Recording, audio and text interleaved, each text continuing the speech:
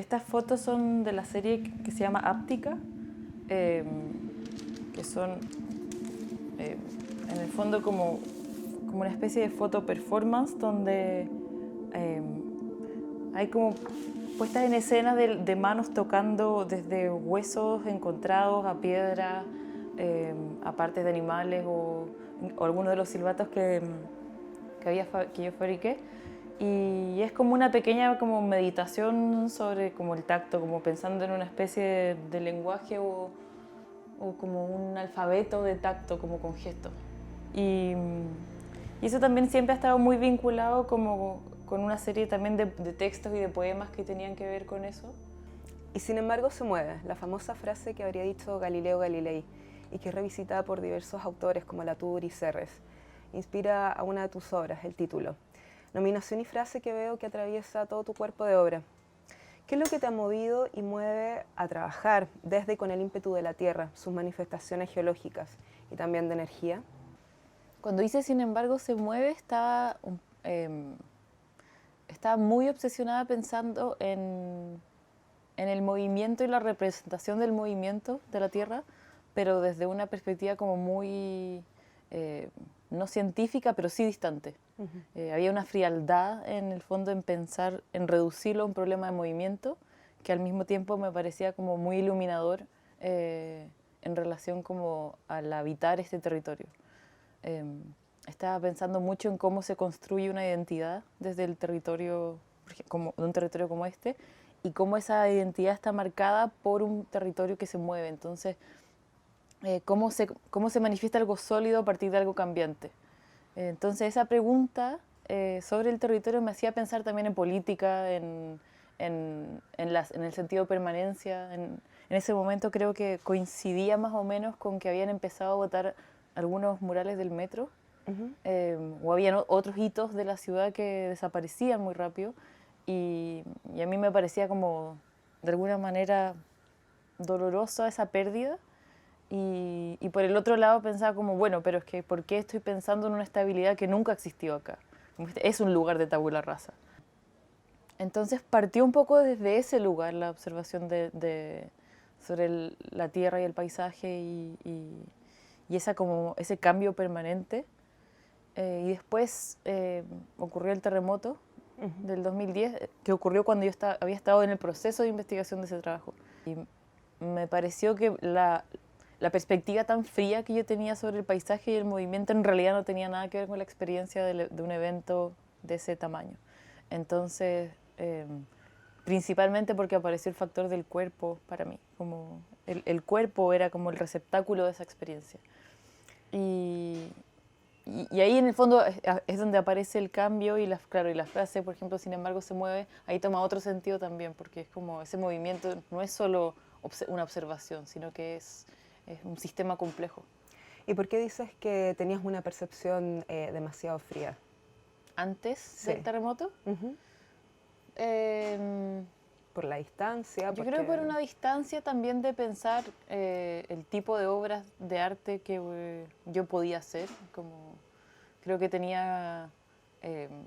había salido hace poco tiempo del pregrado de la universidad y tenía un poquito el prejuicio de que tenía que ser muy seria y que tenía que ser muy poco emocional y en ese sentido como mucho más arquitectónica y científica y racional. Entonces mantenía cierta distancia y cierta frialdad cromática también, como hacía muchas cosas blancas.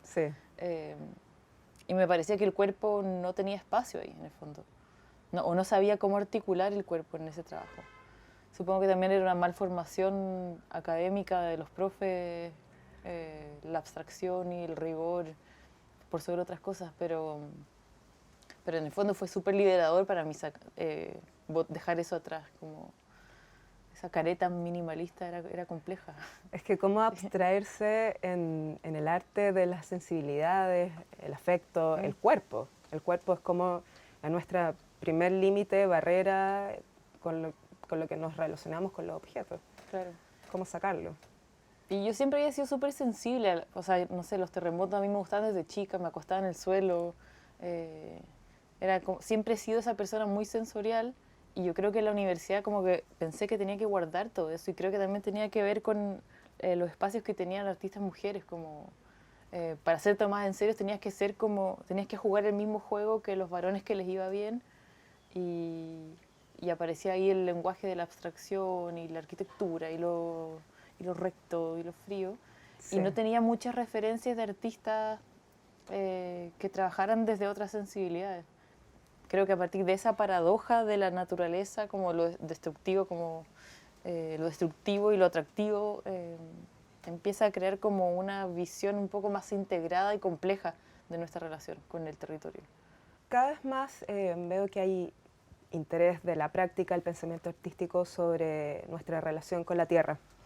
En ese mismo sentido, tratándola como un ente vivo, animado, como decías tú, destructivo, atractivo. ¿Qué hoy sí crees que está pasando en el ámbito creativo que está poniendo especial atención sobre esta percepción de nuestro planeta y la relación con este? No sé bien por qué llegamos a este lugar, pero me alegra mucho que haya sucedido. Por un lado, me parece que son intereses que están muy acordes con culturas como la nuestra, o con territorios como el territorio latinoamericano. Tiene una relación con la tierra y el tiempo y los espacios mucho más integrada, tal vez. Y creo que se ha vuelto muy político también. Entonces, por un lado, el aspecto como crisis, que hace que como que haya una respuesta más urgente. Pero por otro lado, creo que también tiene que ver como con relaciones que a partir del género uno puede tener con el mundo. Como, ¿sabes? Como no me interesa entrar a esos aprendizajes, me interesan otros tipos de aprendizaje.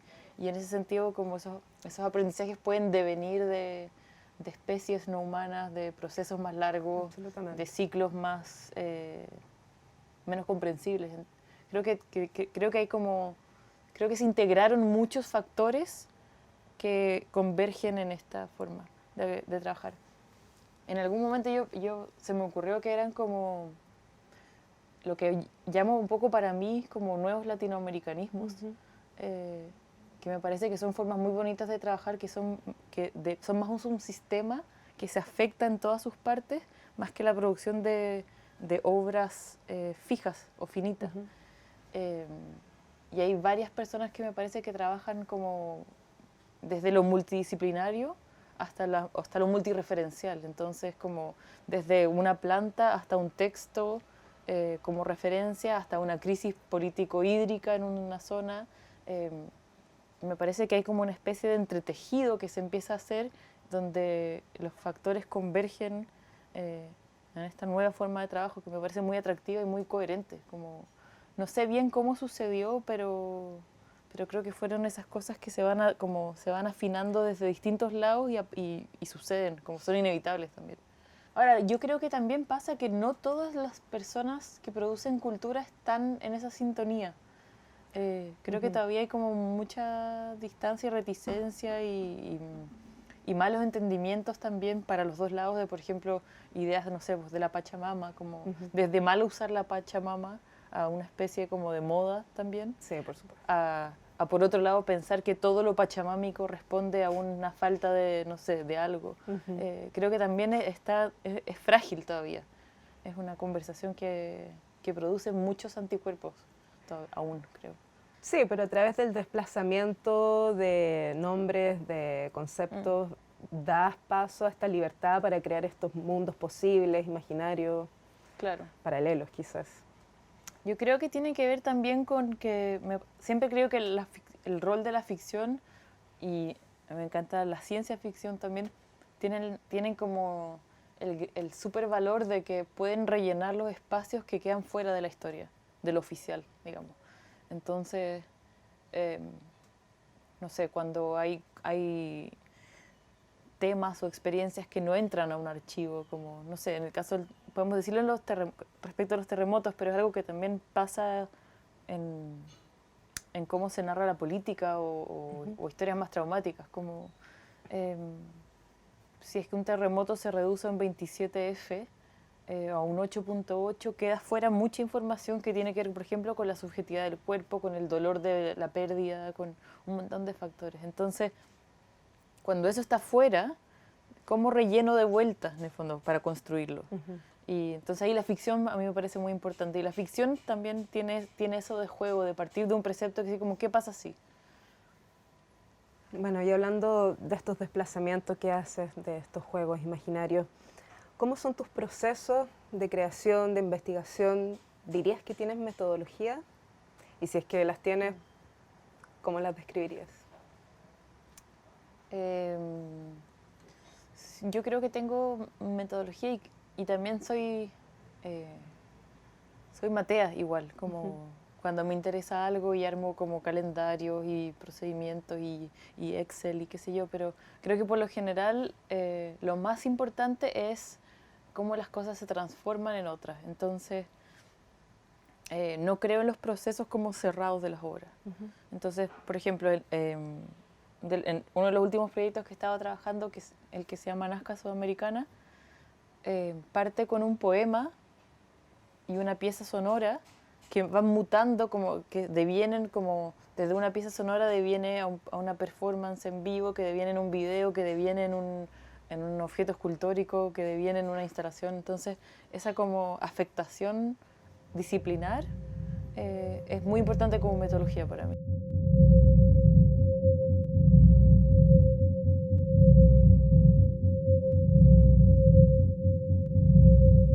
Lo aleatorio que mencionabas anteriormente me hace pensar también en la intuición, cómo nos vamos relacionando intuitivamente con nuestras lecturas y para ti seguro que también con los procesos de creación. ¿Cómo te relacionas con esa intuición a través de estas metodologías, las lecturas, cómo absorbes el mundo? Sí, yo creo que la intuición es súper importante en mi trabajo, si no fundamental, de alguna manera, porque, como contaba antes, no, como que suceden a veces un poco cuando es como que uno orquestase muchos factores para que converjan en algo. Y en ese sentido, para facilitar ese proceso hay que agarrar muchas intuiciones como desde una lectura de un texto o el efecto que tiene una experiencia, no sé, o del paisaje, o de un concierto, o de la música, qué sé yo. Y, y después, a mí me pasa también que materialmente yo siento que no soy particularmente hábil, eh, por lo cual eh, no sé bien en qué van a devenir las cosas y a veces me resultan y a veces no me resultan y a veces hago cosas que no sé realmente hacer o sobre todo, por ejemplo, con el uso de tecnología, eh, cosas más como del mundo eléctrico, tengo que trabajar intuitivamente porque no tengo herramientas. Y, y si bien eso por mucho tiempo fue como algo que para mí era un pesar y que todavía puede ser un pesar hasta cierto punto, se transformó también en una ventaja, porque me parecía que era mucho más coherente trabajar de esa forma, viniendo de este lugar, y como de este lugar me refiero geográficamente, pero también en cuanto a género, eh, como si es que se iba a presumir que yo como una artista mujer nunca iba a saber editar sus propios videos, por ejemplo. Eh, entonces yo los voy a aprender a editar igual y los voy a editar a mi manera. Esta cierta torpeza en la destreza de manejarse con medios, con el video, con lo sonoro, pasan a ser parte, obviamente, de los procesos, de la obra, y que está bien también que se revele eso. Uno siempre piensa que tiene que hacer lo mejor posible y no tiene que ser siempre así. Y también, bueno, hablabas que en los materiales también te sucede eso. Pasando a eso, ¿cuáles son los materiales que te sientes más cercana, que más usas? ¿Cómo lo relacionas con todo este mundo imaginario, todas estas ideas que nos contabas? Yo siento que materialmente no tengo ni un material en particular que me sienta más o menos cómoda. Eh, Creo que el trabajo viene más de ciertas ideas y de ciertas sensibilidades que se pueden repetir. Y de ahí se van como manifestando en distintas cosas, como por un tiempo trabajé un montón con video y audio porque no quería hacer objetos ni quería tener como una huella material, por ejemplo. Y después, sobre todo como a partir de la pandemia, me pasó que tenía muchas ganas de tener objetos y cosas que se tocaran, entonces volví a hacer muchos objetos que no hacía. Eh, Dibujo muy de vez en cuando y también muy torpemente. Eh, pero sí, creo que no me siento particularmente fiel a un medio, como que todos son posibles un poco. Que eso también me parece como súper liberador, como a veces uno se tiene que aventurar y bueno, voy a probar qué pasa con cerámicas o gredas, qué pasa con los yesos, qué pasa con las maderas, como específicamente esas son como cosas que he probado y que de repente funcionan y de repente no funcionan, pero es como bien intuitivo también creer que algo se puede transformar en otra cosa sin tener tanto ese conocimiento. Experimentas harto también con los materiales entonces. Sabes que tampoco tanto, es que es raro porque es como digo, me imagino que esto tendría que ser de yeso y ahí ya me lancé y a veces falla también, pero ahí, por eso también creo que la intuición es importante porque muchas veces no falla y creo que ahí quizás hay una habilidad intuitiva como de sentir como si mezclo esto con esto debería resultar. Creo que ese peso va a aguantar. Y no sé de dónde viene ese conocimiento porque no es aprendido de alguna manera, es intuitivo.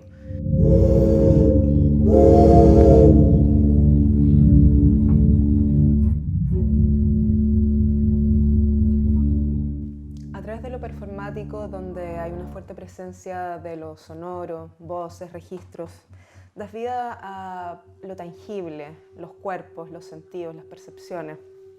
Y de ahí su extensión que tomas para proponer una nueva relación con los sentidos, cómo nos relacionamos con lo corpóreo.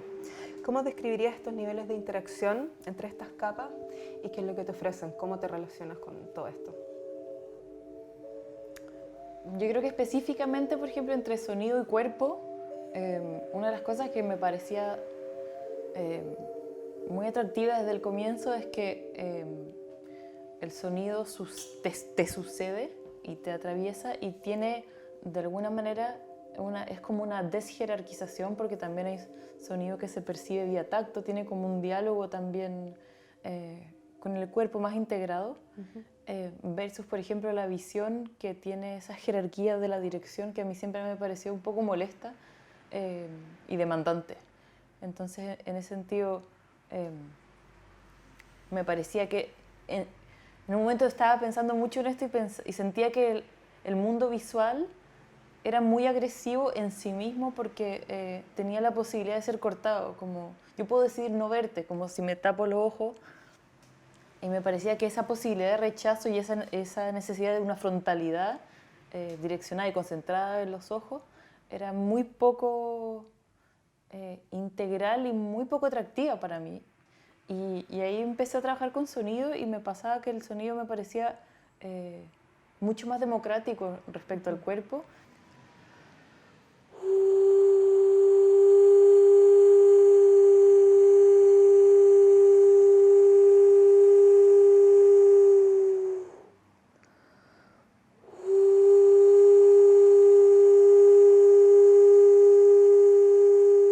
Entonces siempre en ese sentido el sonido me ha parecido como más conversador y desde eso ahora he derivado un poco en interesarme un montón en tacto y áptica, como extensiones de otros sentidos que funcionan como en unos registros un poquito más complejos y un poquito más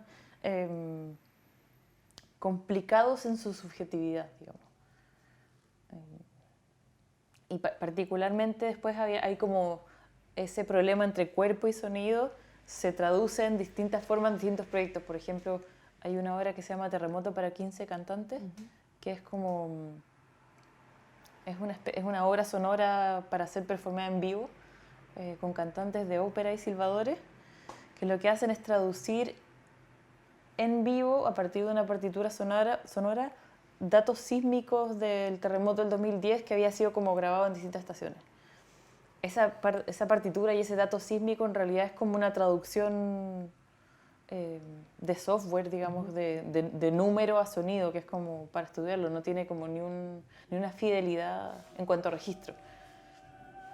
Pero lo que yo quería hacer es cómo agarramos el problema del dato y lo volvemos a pasar vía cuerpo.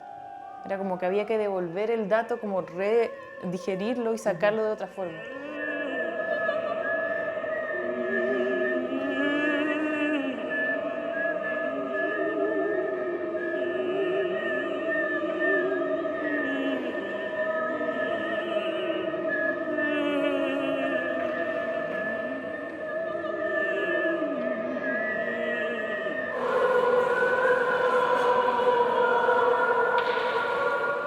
este silbato es una de las esculturas del proyecto Nazca Sudamericana, que es como una instalación grande que tiene primero tiene un poema, tiene una pieza sonora, una video performance, una serie de esculturas de yeso y las esculturas de barro que son todas silbato.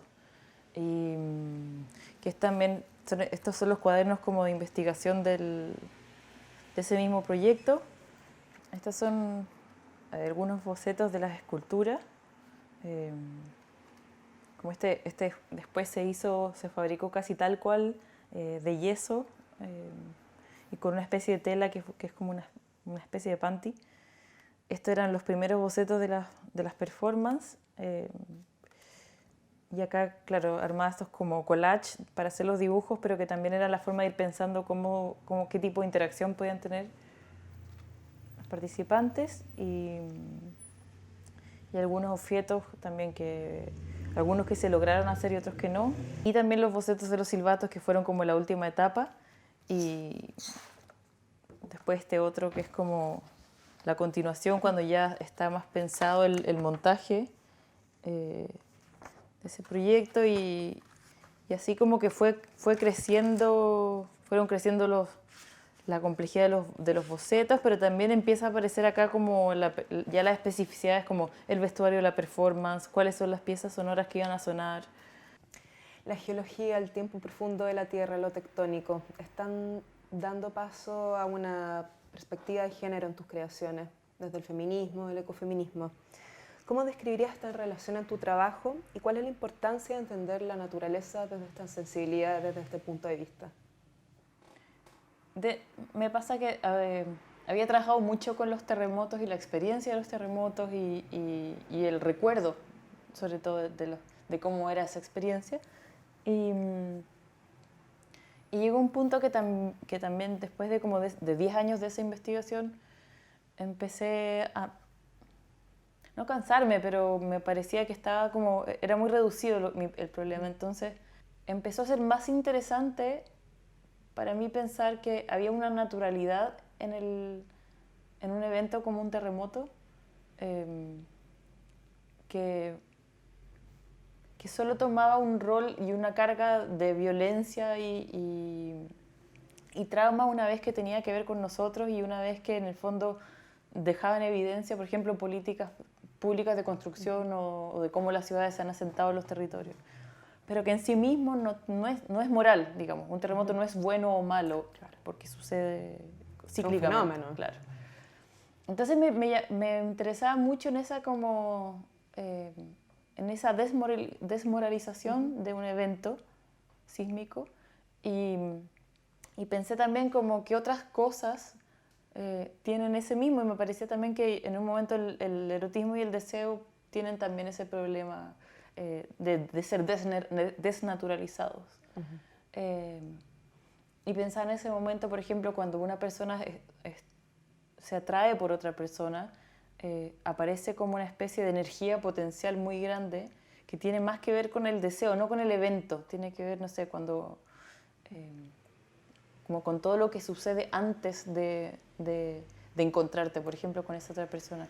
Y esa tensión me parecía además muy geológica, y en paralelo, si cruzaba esa información o esa intuición con la información de los textos y con el lenguaje de la geología, que además me parecía que es muy erótico. Tiene palabras como subducción, y la forma que la placa de Nazca, por ejemplo, interactúa con la placa sudamericana, es súper sensual porque no es un choque, no es violento en realidad, es roce, tiene otro tiempo. Me parecía que se empezaba a develar que esa relación, hay una triada entre la geología, lo tectónico, el deseo, el erotismo y el problema moral de ambos. Entonces dije, bueno, entonces, ¿qué pasa entonces si es que para sacarle la idea de violencia a lo tectónico, pensamos que en realidad son amantes? Entonces, ¿qué pasa si Nazca y Sudamericana en realidad son amantes y todo lo tectónico es el resultado del deseo nomás? Y me pasaba que pensaba, si es que podemos leer un poco así algunas cosas, quizás hay otras que moralmente o políticamente se consideran como anormales o fuera de lo que es correcto, y quizás abrir como ese espacio puede hacer que otros espacios también se abran. Entonces, en ese sentido, como trabajar con la naturaleza o con elementos naturales me parecía muy importante porque era como hacer una fábula a la inversa, de alguna manera. No sé, una fábula está construida a partir de, por ejemplo, de usar elementos del mundo natural como animales para explicar cosas de nuestra no sé, naturaleza humana. Y me pasaba con este proyecto que era un poquito al revés, era usar como imaginarios humanos para pensar en realidad un problema natural. Entonces, en ese sentido, el erotismo y el deseo en nuestros códigos para pensar lo tectónico. Y la perspectiva de género. ¿En lo tectónico en particular? Sí. Yo no sé si lo tectónico en particular tiene una perspectiva de género. Sí creo que en el caso de Nazca y Sudamericana y ese proyecto específico es muy poco masculina y muy poco heterosexual esa relación.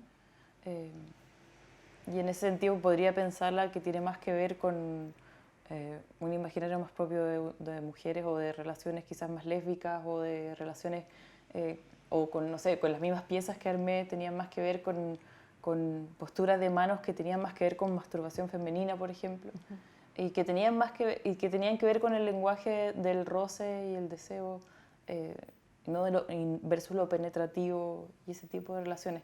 Entonces, si es que hubiese una perspectiva de género en esos proyectos en particular, tiene que ver con pensar el deseo desde ese lado.